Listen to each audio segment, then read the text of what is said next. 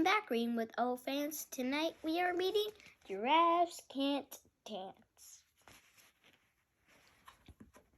Gerald was a tall giraffe whose neck was long and slim, but his knees were awfully crooked and his legs were rather thin.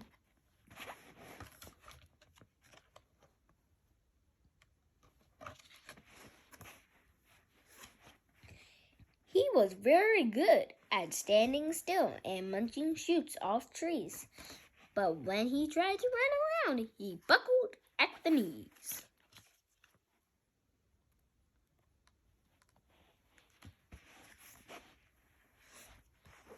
Now, every year in Africa, they hold the jungle dance, where every single animal turns up to skip and prance. And this year, when the day arrived, poor Gerald felt so sad because when it came to dancing, he was really very bad.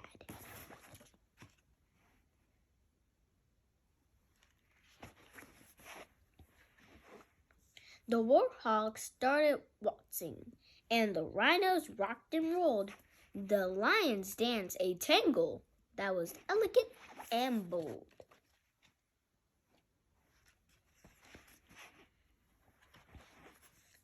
The chimps all did a cha-cha with a very Latin feel, and 8 baboons then teamed up for a splendid Scottish reel.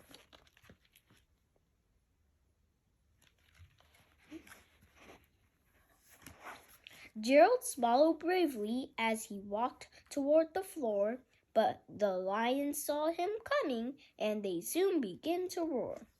"Hey, look at clumsy Gerald," the animals all sneered. "Giraffes can't dance, you silly fool." "Oh, Gerald, you're so weird."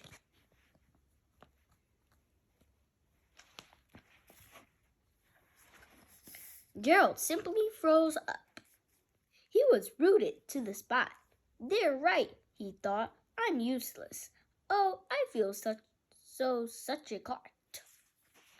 So he crept off from the dance floor and he started walking home. He'd never felt so sad before, so sad and alone.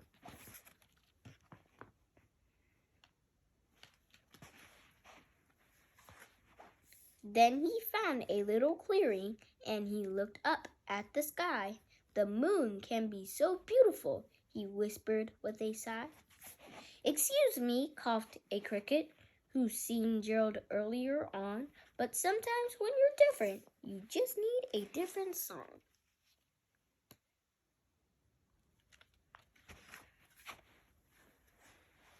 "Listen to the swaying grass. To me, the sweetest music is those branches in the breeze." So imagine that the lovely moon is just playing just for you. Everything makes music if you really want it to.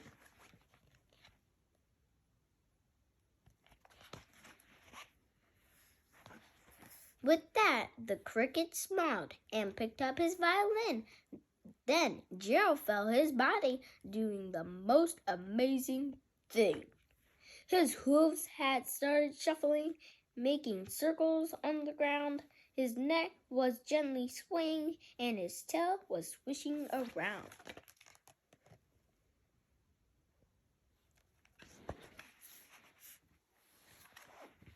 He threw his legs out sideways and swung them everywhere. Then he did a backward somersault and leaped into the air.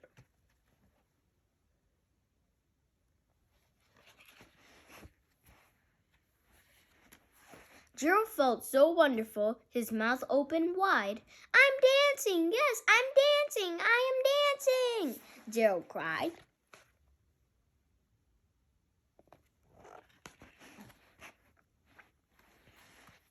Then one by one, each animal who'd been there at the dance arrived while Gerald boogied on and watched him quite entranced.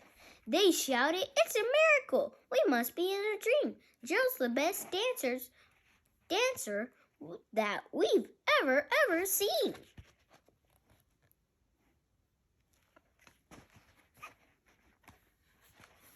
How did you learn to dance like that? Please, Gerald, tell us how. But Gerald simply twirled around and finished with a bow.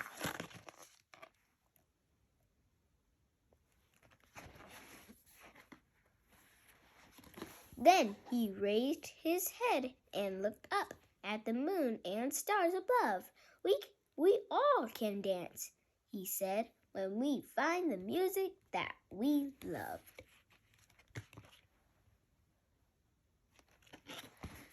I hope you enjoyed this book. Make sure to share and subscribe.